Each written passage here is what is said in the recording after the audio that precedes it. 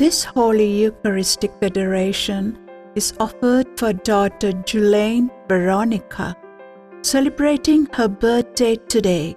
May the glory of Jesus lighten up your life, and may you feel the love and compassion of God on this special day.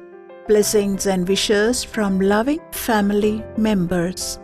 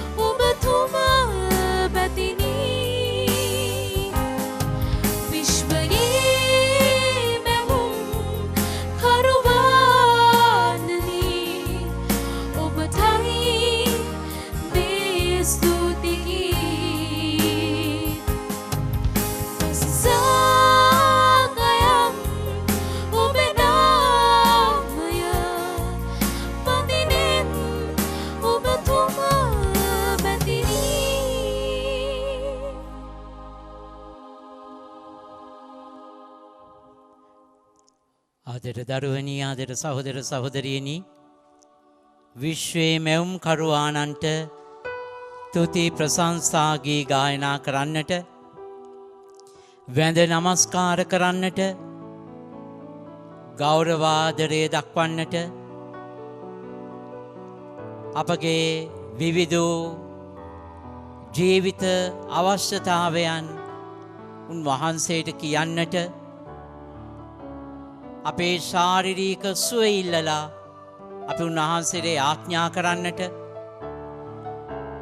මේ මුළු විශ්වයේම අපේ මුළු ජීවිතේම අයිති කරුවානන් වන නිර්මාණ කරුවානන් වන ජියෝමාන ජේස්වාමින් වහන්සේ ඉදිරියේ අපි අදත් නැවතත් දනින් වැටී සිටින මොහොතයි.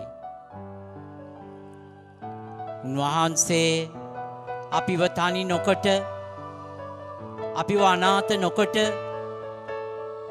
අපිත් සමග ජීවත් වෙලා නැවතත් තම පියාණන් වෙතට ගමන් කළේ තමාගේම ශරීරය රුධීරයෙන් සෑදුණු මේ දිව්‍ය සත්ප්‍රසාදය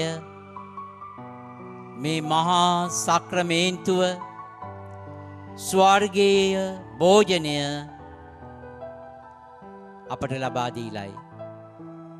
උන්වහන්සේ හැමදාම හැම මොහොතකම ජීවමානව අප සමගයි. ඒකයි අපි උන්වහන්සේට වැඳ නමස්කාර කරන්නේ, ස්තුති ප්‍රශංසා කරන්නේ, යදුම් යාඥා ඔප්පු කරන්නේ, උන්වහන්සේ වෙතට පැමිණෙන්නේ ඒ නිසාමයි. උන්වහන්සේ අපේ එනතුරු බලාගෙන සිටිනවා. අපේ හඬ අවදි කරන්නටත් පෙර අපේ අවශ්‍යතා දන්නා වූ උන්වහන්සේ අපගේ අවශ්‍යතා ඉටු කරන්නට, අපිට අවශ්‍ය දේ දෙන්නට, අනවශ්‍ය දේ නොදෙන්නට සූදානමින් අපගේ දේව තාත්තා ලෙස, ලෝ ගැලුම් කරුවානන් ලෙස, දිව්‍ය වෛද්‍යවරයාණන් ලෙස අපට දී තිබෙන ඇදහිල්ලෙන් ජීවත් වෙන දරුවන් මේ මහා පොළොව තලය මත ගොඩනගන්නට සැලසුම් කරලා ක්‍රියාත්මක වෙමින් අප සමග අප තුල අප අතර ජීවමානව වැඩ සිටිනවා. අපි දිව්‍ය සත්ප්‍රසාදයේ වැඩවසන උන්වහන්සේ එදා උන්වහන්සේගේම මුවින් අපට ප්‍රකාශ කළා වූ උන්වහන්සේගේම වචනයට සවන් දෙන්නට සූදානම් වෙමු.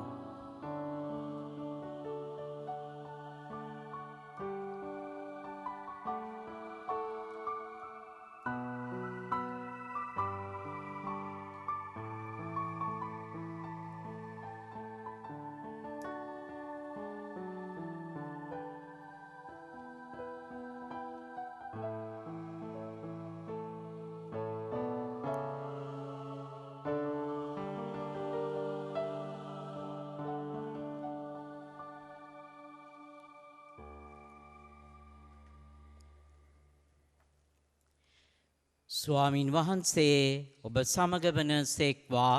ඔබ සමගද වන සේක්වා. ශුද්ධ වූ මතෙව් තුමන් විසින් ලියන ලද දේව වාක්‍ය නම් මෙසේය. ස්වාමිනේ ඔබ වහන්සේට මහිමය වේවා. උන්වහන්සේ කපර්නාවුමට ඇතුළු කල එක් ශතාධිපතියෙක් උන්වහන්සේ වෙත આવොත් කන්නලව් කරමින්, ස්වාමිනී මාගේ මෙහෙකරුවා අංශභාග රෝගයෙන් දැඩි වේදනා විඳිමින් ගෙයොත්පලව සිටී යයි කීය. මම આવුත් ඔහු සුව කරමි. උන්වහන්සේ ඔහුට වදාළසේක. ශතාධිපතියා උත්තර දෙමින්, ස්වාමිනී ඔබ මාගේ නිවසට පැමිණීමට තරම් මම නොවටිමි. වචන මාත්‍රයක් පැවසුව මැනව එවිට මාගේ මෙහෙකරුවා සුවවනු ඇත. මමද බලයලත් අය යටතේ සිටින කෙනෙක්මි. මා යටතේද හේවායෝ සිටිති. මා කෙනෙකුට යන්නයි කී කල ඔහු යන්නේය. කෙනෙකුට එන්නයි කී කල ඔහු එන්නේය. මාගේ දාසයාට මෙය කරන්නයි කී කල ඔහු එය කරන්නේ යයි කීවේය. ජේසුස් වහන්සේ අසා විශ්මිතව තමා පසුපස්සේ අයට කතා කොට සැබවින්ම මම ඔබට කියමි එකම ඊශ්‍රායෙල් මිනිසෙකු තුලවත් මෙතරම් මහත් ඇදහිල්ලක් මම නුදුටුවෙමි. තවද ඔබට කියමි පෙර අපර දෙදිගින් බොහෝ දෙනෙක් කවුත් ආබ්‍රහම්ද ඊසාක්ද ජාකොබ්ද සමග ස්වර්ග රාජ්‍යයේ යසුන් ගන්නෝය. එහෙත් රාජ්‍යයට හිමිකම් ඇත්තෝ පිටත අන්ධකාරයෙහි හෙළනු ලබන්නෝය. එහි හැඬීමද දත්මිටි කෑමද වන්නේ යැයි වදාළසේක.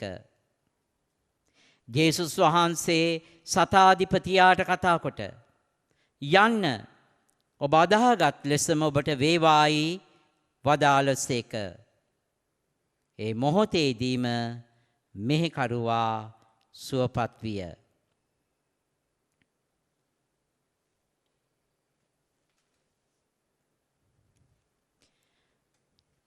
ස්වාමින් වහන්සේගේ ගැලවීම දායක සුබ ආරංචිය එසේය. ක්‍රිස්තුනි ඔබ වහන්සේට ප්‍රශංසා වේවා. ආදර දරුවනි, ආදර සහෝදර සහෝදරියනි, දිව්‍ය සත්ප්‍රසාදේ වැඩවසන ජේසුස් ස්වාමින් වහන්සේ එදා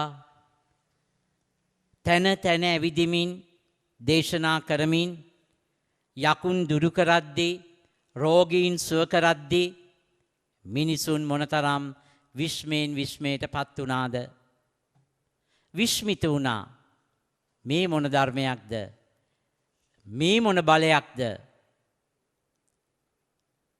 අද අපිට පේනවා අද අපට ඇසෙන මේ සුභාරංචි පාඨයත් එක්ක ඒ සිද්ධියත් එක්ක විශේෂයෙන් සතාධිපතියා තුළ තිබුණා වූ ඇදහිල්ලත් එක්ක ජේසුස් ස්වාමින් වහන්සේ විස්මයට පත් වෙනවා.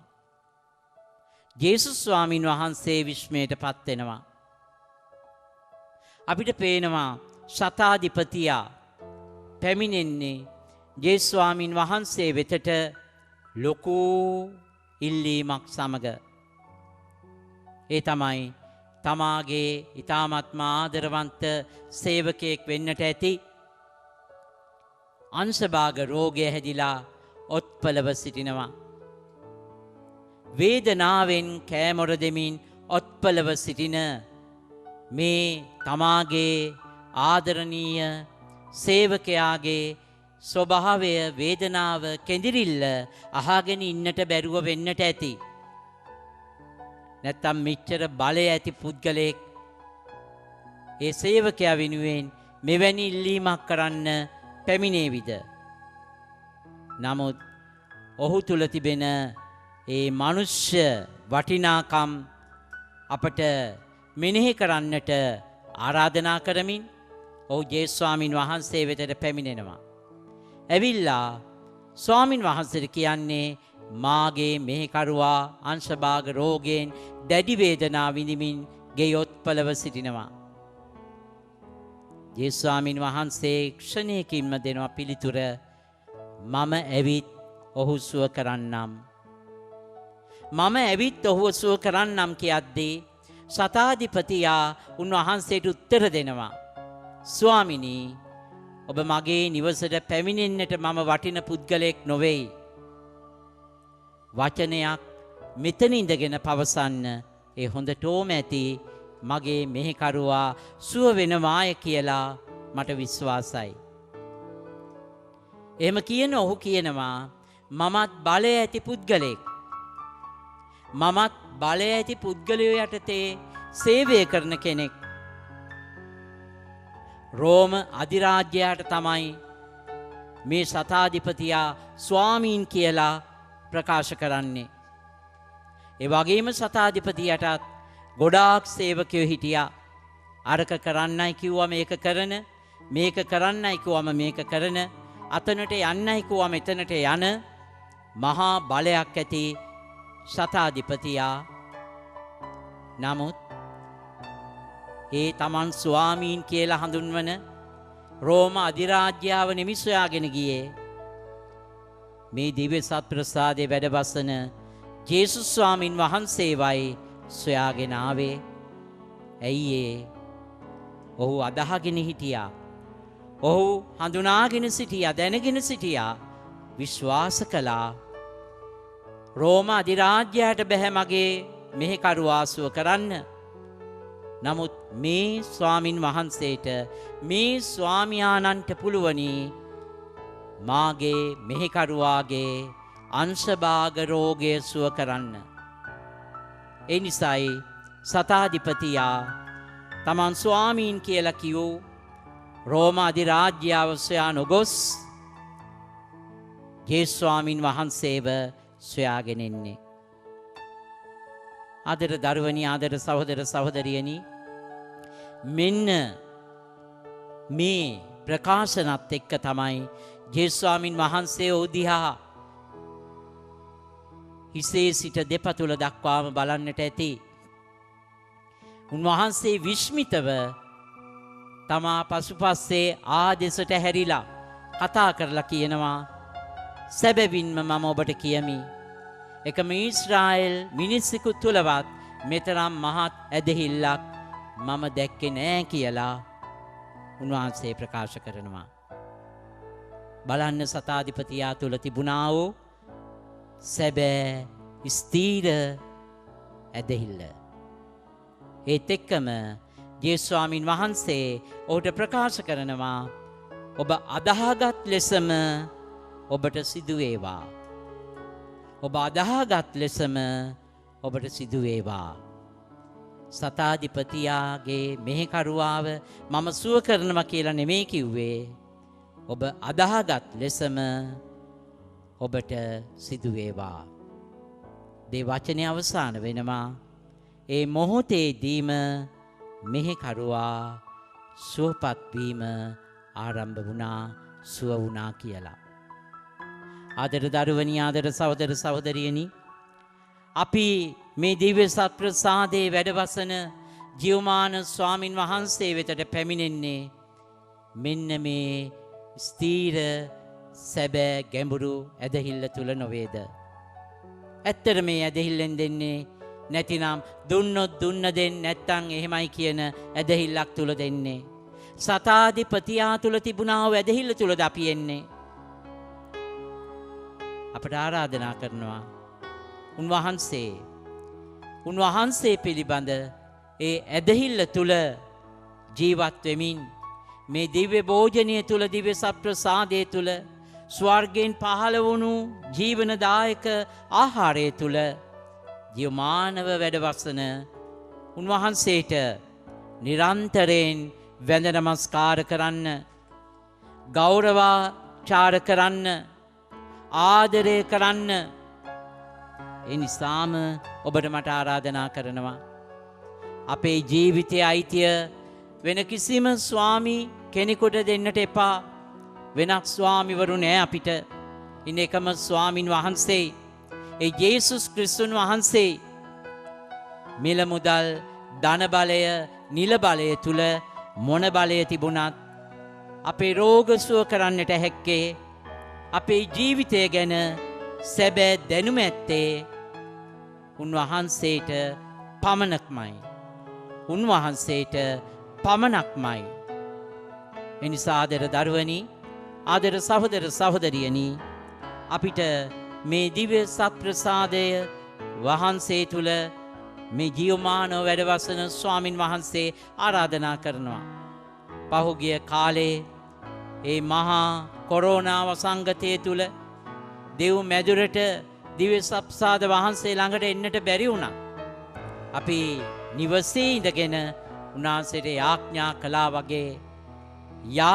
කළා වගේ උන්වහන්සේගේ ආදරය, සුවය අත්දැක්කා වගේ දැන් උන්වහන්සේ වෙතට එන්නට අපිට හැකියාව ලැබිලා තිබෙනවා.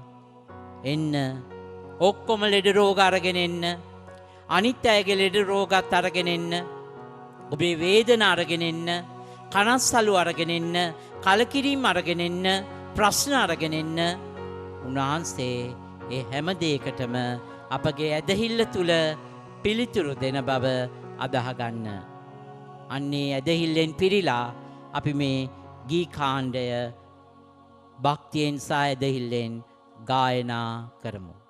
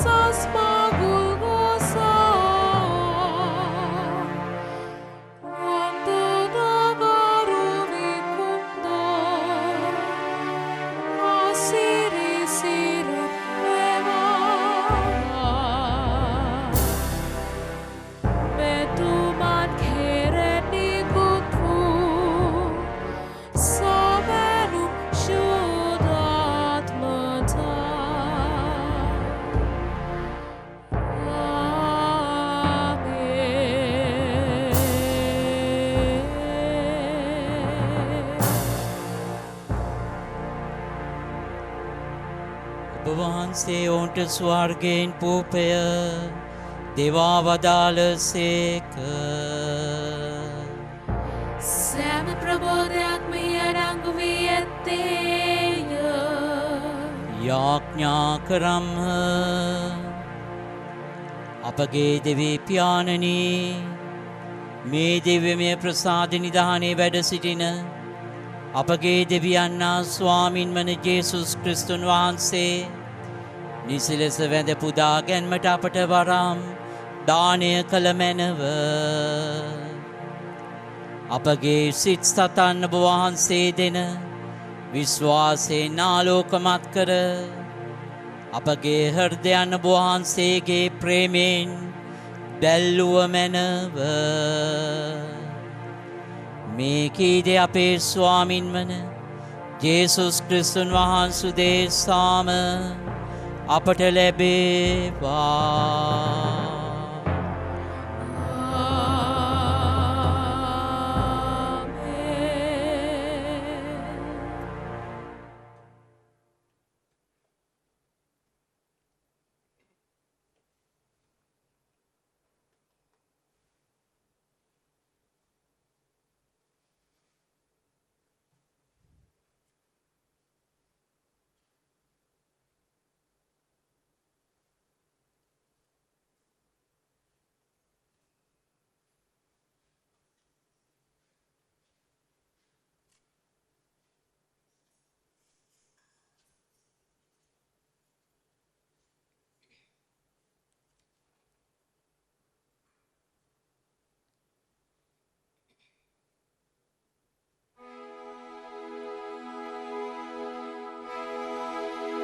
ජේසුනි